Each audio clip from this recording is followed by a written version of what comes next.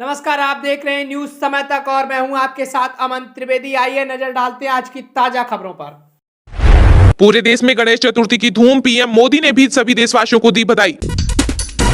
संसद भवन पहुंचे पीएम नरेंद्र मोदी। G20 और चंद्रयान का जिक्र कर बोले, नया आत्मविश्वास अनुभव कर रहा पूरा देश।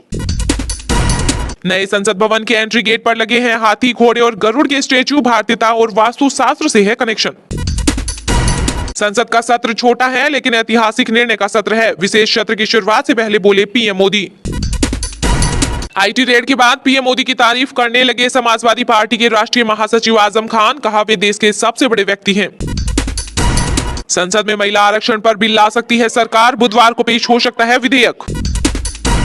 प्रधानमंत्री जी रोना धोना बंद कीजिए। संजय सिंह बोले, नए संसद में जा रहे हैं, नई शुरुआत कीजिए। इतिहास को भूलना नहीं चाहिए। लोकसभा में अधीर रंजन चौधरी ने गिनाए कांग्रेस सरकार के काम।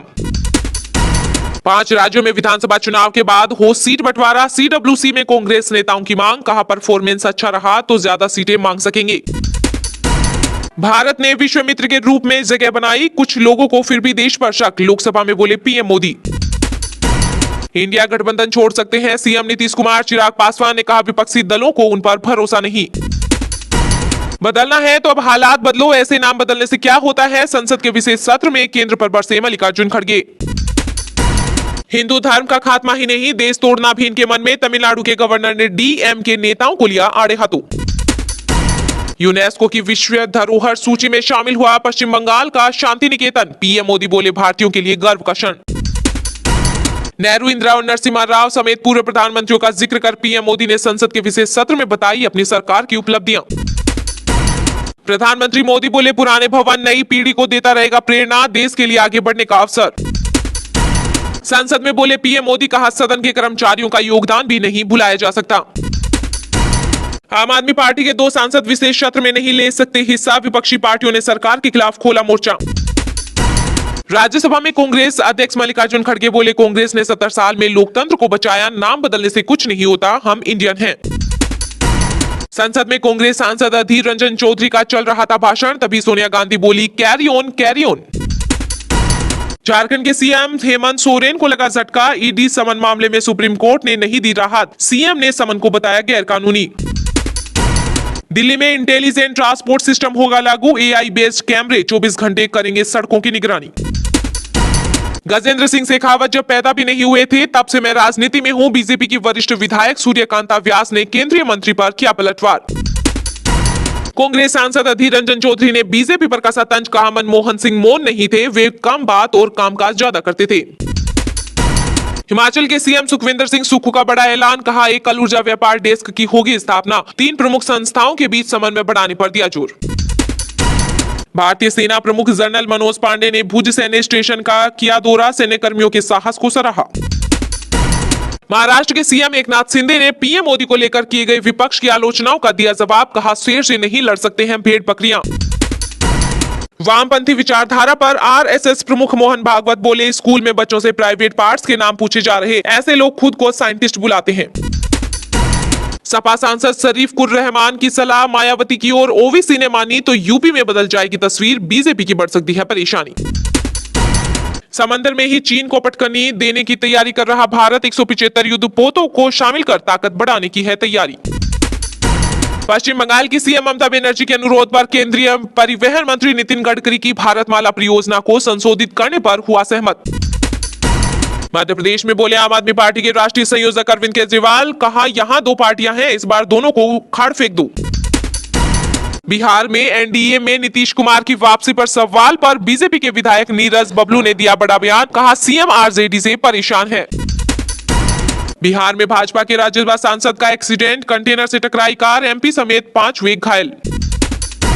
उत्तराखंड के सीएम पुष्कर सिंह धामी ने खास अंदाज में बनाया पीएम मोदी का जन्मदिन। कई योजनाओं के तहत लाभार्थियों को बांटे चेक। इंडिया गठबंधन कहता है सनातन धर्म को खत्म कर दो। मध्य प्रदेश के सीएम शिवराज ने सोनिया गांधी से मांगा जवाब। दिल्ली के सीएम अरविंद केजरीवाल को डीएमआरसी के कार्यक्रम में नहीं बुलाने पर आतिशी का बड़ा बयान। बोली, ओछी मानसिकता को दर्शाता है।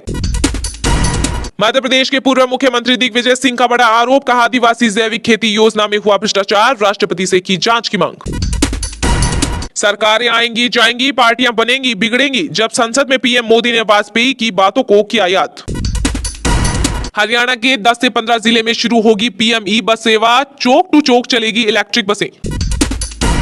यह अच्छी आदत नहीं है, आप सुपर लोकसभा स्पीकर नहीं हो सकते, राज्यसभा में जगदीप धनखड़ ने जयराम रमेश को लगाई फटकार।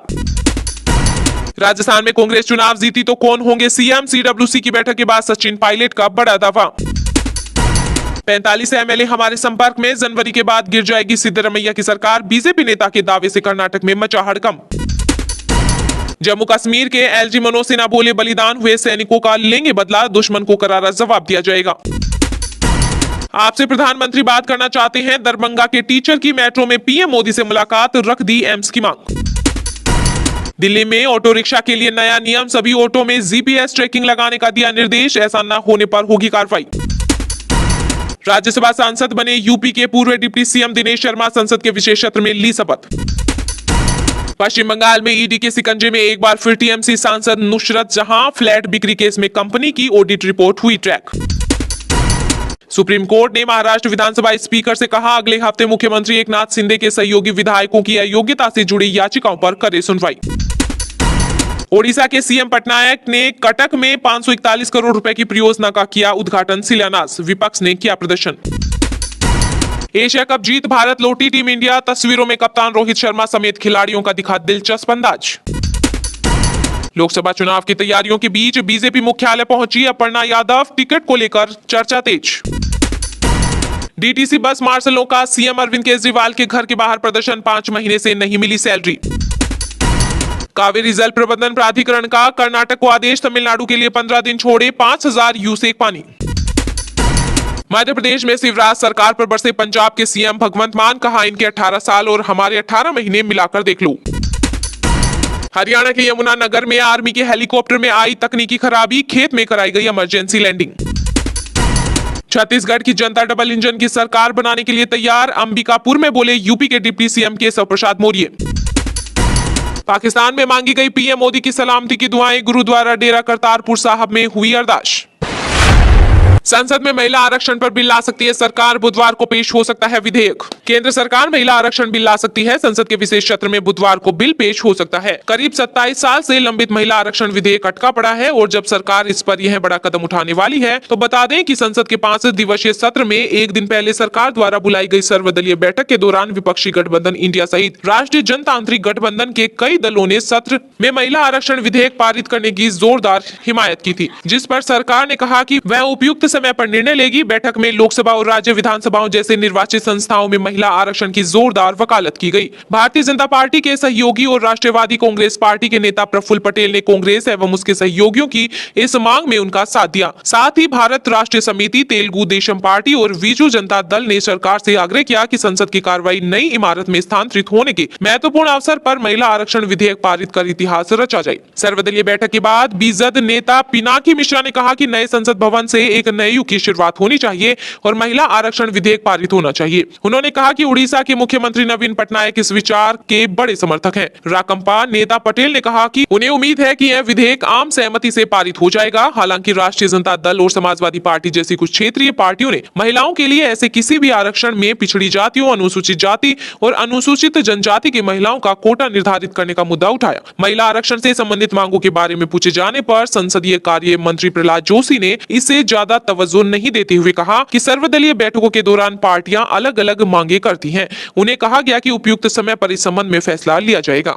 फिलहाल खबर में इतना ही। तब तक के लिए देखते रहिएगा न्यूज समय तक और दीजिए यानी हमें यानी कि अमन त्रिवेदी को इजाजत। नमस्कार।